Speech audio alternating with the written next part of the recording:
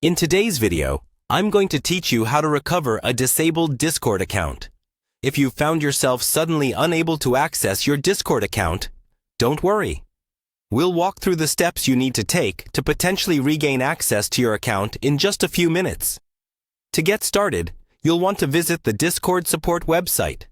This is the main portal for reaching out to Discord for any account-related issues, and where all account recovery processes begin. Once you're on the Discord support page, look for the option to submit a request. It's usually located at the top of the page or within the help section.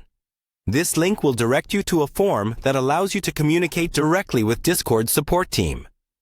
Next, when prompted, choose the Help and Support category from the drop-down menu. This ensures your request is directed to the correct department and that it will be dealt with as quickly as possible. After selecting the appropriate category, you'll need to fill out the form provided.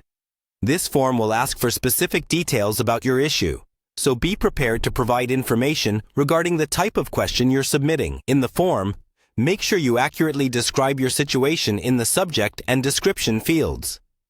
Clearly explain that your account has been disabled and you are seeking assistance to recover it. If there are any relevant attachments that could support your case, such as screenshots or error messages, be sure to upload them. Providing thorough and clear details will help Discord's support team assess your issue more efficiently. After you've completed the form and double-checked that all the information is correct, go ahead and submit it.